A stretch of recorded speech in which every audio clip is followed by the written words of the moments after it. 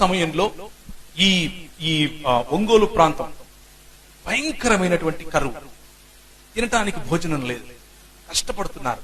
ఎక్కడ వర్షం పడట్లేదు, పంటలు పండట్లేదు, మొత్తం పశువులన్నీ బక్క చిక్కిపోతున్నాయి, మనుషులు చచ్చిపోతున్నారు. అయ్యా కొంచెం అన్నం పెట్టండి అయ్యా అని వెళ్ళి ఈ బూర్జువారీ వ్యవస్థలో ఎవరైతే ధనవంతుల వారి దగ్గరికి వెళ్ళి అడిగితే మన పెద్దలు వారికి అన్నారు, అరే నువ్వు మా ఇళ్లలోకి వచ్చి పని ఎట్లా చేస్తావు గానీ ఒక పని చెయ్యి, మా గొడ్లు మాకు పండిన ధాన్యానికి తొక్కుతాయి, ఆ తొక్కే సమయంలో నువ్వు కూడా రా పని చెయ్యి, పని చేసిన తర్వాత నీకు మేము జీతం ఇవ్వలేము, ఇప్పట్లో మా దగ్గర డబ్బులు అంటే మాది మాకు కావాలి కదా, కాబట్టి జీతం అయితే ఇవ్వం, ఒక పని చేయి, మా గొడ్లు తింటాయి. ఏం తింటాయి? గింజలు. ఏం గింజలు?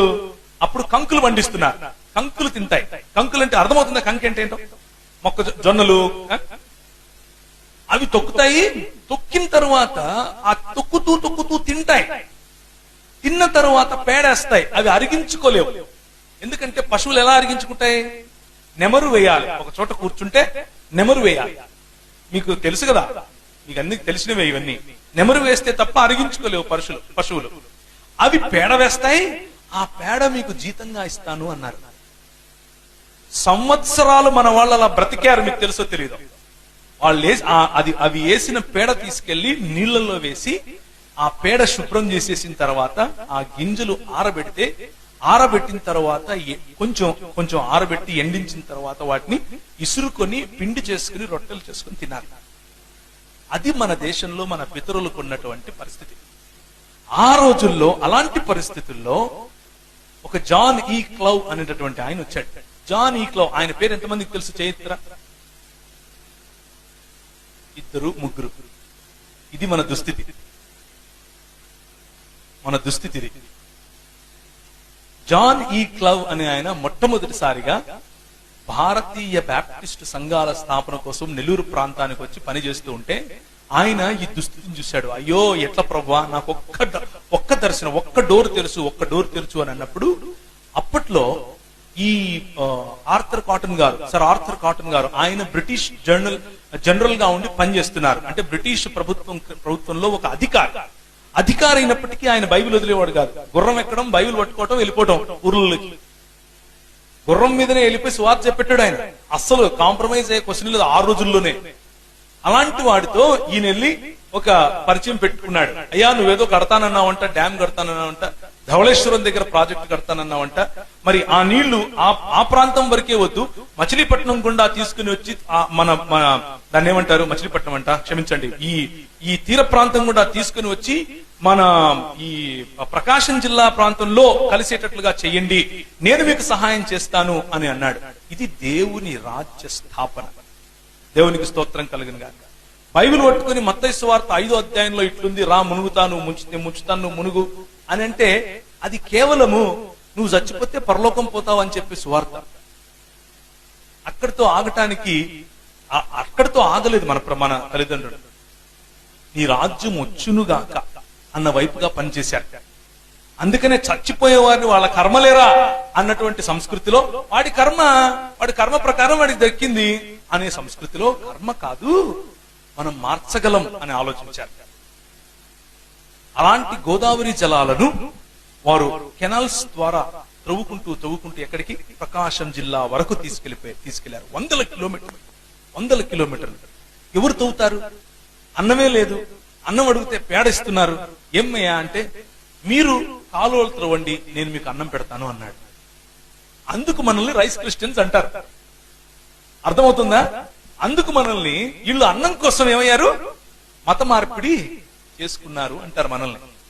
ఇది రైస్ అన్నం కాదు, ఇది మా ఆత్మగౌరవం. మేము చస్తాము అని అంటే పేడేస్తాము అని మీరు అన్నారు.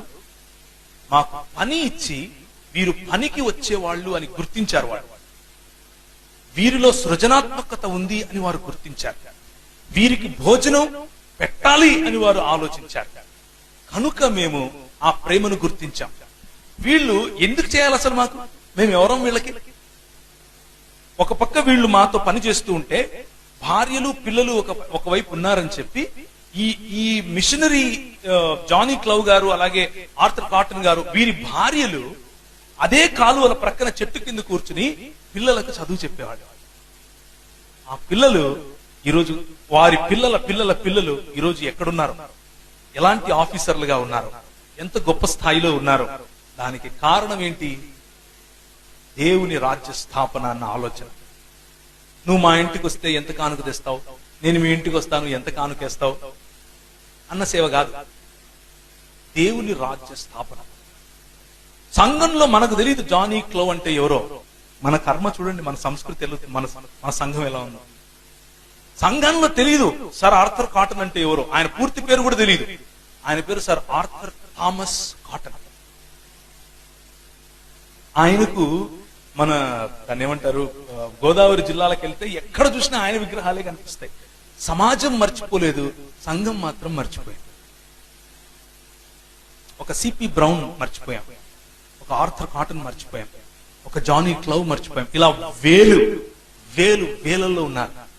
అలాంటి వారు నిర్మించిన దేశమే ఈ మన భారతదేశం.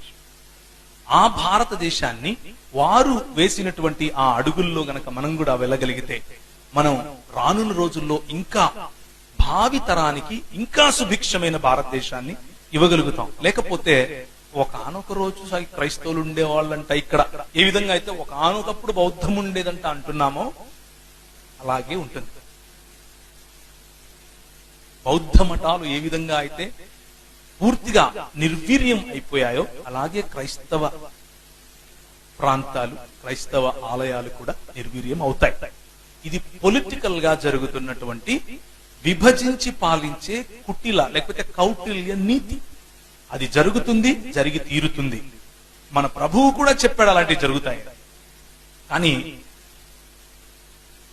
క్రైస్తవ సంఘ సేవకుడిగా మన బాధ్యత ఏమిటి అని అంటే వీటిని తెలుసుకుని ఒక నెహెమ్యాకు ఒక ఎజ్రా తోడైనట్లుగా ప్రతి ఒక్కరము మన పరిధుల్లో మనం పరిచర్య చేసేవాళ్ళం, దేవుని సేవకులము అని గుర్తించి సంఘటితమై మన సమాజం కోసం, మన సమాజంలో దేవుని రాజ్య స్థాపన కోసం మనం ఈ భారతదేశాన్ని ఎలా నిర్మించాం, ఎలా నిర్మించబోతున్నాం అన్నది ప్రజలకు చెప్పగలగాలి, ప్రజల దృష్టికి తీసుకెళ్లగలగాలి. మనం ఏనాడు ఆశ చూపించి ప్రజలను మత మార్పిడి చేసిన వాళ్ళం కాదు, కానీ వారికి కావలసినటువంటి ఆత్మగౌరవాన్ని ఇచ్చేవాళ్ళం అని చెప్పగలగాలి. ఆత్మగౌరవము ఇచ్చాం, ఆత్మీయమైనటువంటి విద్యను ఇచ్చాం. ఎవరైతే ఆకర్షింపబడ్డారో ప్రభువు చేత వారు ప్రభువును వెంబడిస్తున్నారు. కొందరు కాషాయ వస్త్రాలు ధరించుకుని వెంబడిస్తున్నారు, కొందరు ఇంకా గడ్డాలు పెట్టుకుని టోపీలు పెట్టుకుని ప్రభువును వెంబడిస్తున్నారు, కొందరు వారి పేర్లు మార్చుకొని వెంబడిస్తున్నారు. కానీ ఏది ప్రాముఖ్యం కాదు, కేవలము వెంబడించటమే ప్రాముఖ్యం. As far as Christian world view is concerned.